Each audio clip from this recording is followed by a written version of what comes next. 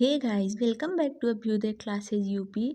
तो जैसा कि आप यहाँ पर देख सकते हैं, आज हम पढ़ेंगे निस्यंदन थ्योरी या निस्यंदन सिद्धांत या छनाई का सिद्धांत, जो कि हमारे फोर्थ पेपर समसामयिक भारत में शिक्षा का बहुत ही महत्वपूर्ण टॉपिक है। इसीलिए आज हम इसे एक बार से देखेंगे कि निस्यंदन थ्योरी क्या होता है, जो कि हमेशा एग्जाम में पूछता है। ओके, तो चलिए देखते हैं। और सबसे पहले अगर आप चैनल पर नए हैं तो please subscribe Abhyudaya classes UP, ताकि जो भी वीडियो आए वो आप तक समय पे पहुँचे और आपकी तैयारी लगातार चलती रहे अच्छी तरह से। ओके गाइस, तो चलिए देखते हैं निस्यंदन थ्योरी या छनाई का सिद्धांत होता क्या है। ओके, देखिए, भारतीय शिक्षा के संदर्भ में ब्रिटिश संसद के सदस्यों, ईस्ट इंडिया कंपनी के संचालकों और ईसाई मिशनरियों के दो वर्ग थे। ओके, एक वर्ग भारत में केवल उच्च वर्ग के लिए उच्च शिक्षा की व्यवस्था करने के पक्षधर था, जबकि दूसरा वर्ग उच्च शिक्षा की व्यवस्था सभी व्यक्तियों के लिए करने के लिए पक्षधर थे। ठीक है, इतना समझ में आया। यानी कि जो भारतीय शिक्षा के संदर्भ में ब्रिटिश सांसद एंड ईस्ट इंडिया कंपनी के संचालक और ईसाई मिशनरी थे, उनमें दो वर्ग थे। एक जो चाहता था कि सिर्फ उच्च वर्ग के लिए उच्च शिक्षा की व्यवस्था हो, और दूसरा जो चाहता था कि सभी वर्ग के लिए उच्च शिक्षा की व्यवस्था की जाए। ओके, इस प्रकार का विचार सर्वप्रथम कुछ ईसाई मिशनरियों ने व्यक्त किया और कहा कि यदि भारत में उच्च शिक्षा के व्यक्तियों को ईसाई धर्म स्वीकार करा दिया जाए तो निम्न वर्ग के व्यक्ति उनके संपर्क में आकर स्वयं ईसाई धर्म स्वीकार कर लेंगे। ठीक है, अब आगे देखते हैं।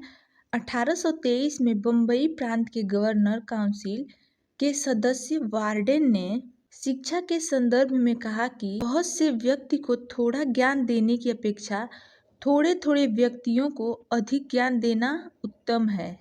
ओके, ये आप जो है ये वाली लाइन दोनों ध्यान दीजिएगा और याद रखिएगा। ठीक है, इसी प्रकार का एक परामर्श कंपनी के संचालक ने मद्रास गवर्नर को दिया था।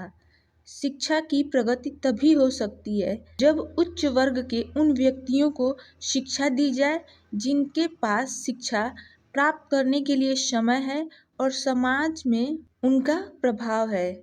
ओके, यानी कि कंपनी का एक संचालक था, उसने मद्रास गवर्नर से कहा था कि शिक्षा की प्रगति तभी हो सकती है जब उच्च वर्ग के उन व्यक्तियों को शिक्षा दी जाए जिनके पास शिक्षा प्राप्त करने के लिए समय है और समाज में जैसे कि उनका प्रभाव है, उनको शिक्षा दी जाए। उसने अपना प्रस्ताव रखा था, किसके सामने? मद्रास गवर्नर को दिया था। ओके, अब चलिए आगे देख लेते हैं। मैकाले ने अपने विवरण पत्र में यह सुझाव दिया कि प्रारंभ में उच्च वर्ग के व्यक्तियों को अंग्रेजी शिक्षा दी जाए, जो हमारे उन लाखों व्यक्तियों जिन पर हम शासन करते हैं के विचार या संदेश वाहक का कार्य करें। ये मैकाले ने सुझाव दिया था।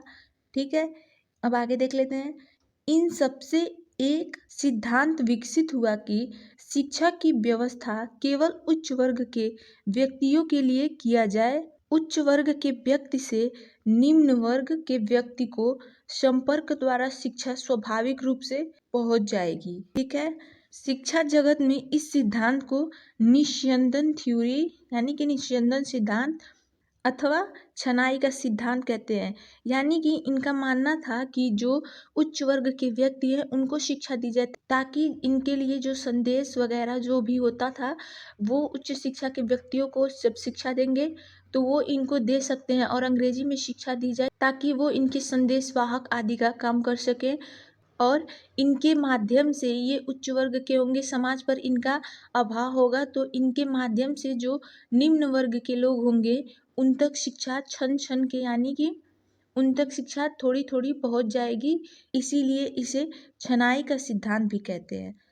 ओके, अगर एग्जाम में आपसे पूछ दे छनाई का सिद्धांत तो यही होगा, निस्यंदन थ्योरी, यानी कि छनाई का सिद्धांत एक ही है। ठीक है गाइज, अब चलिए आगे देखते हैं। क्योंकि इस प्रक्रिया में शिक्षा उच्च वर्ग से निम्न वर्ग यानी कि ऊपर से नीचे की ओर संपर्क द्वारा छन छन कर आती है, जैसा कि अभी हमने पढ़ा।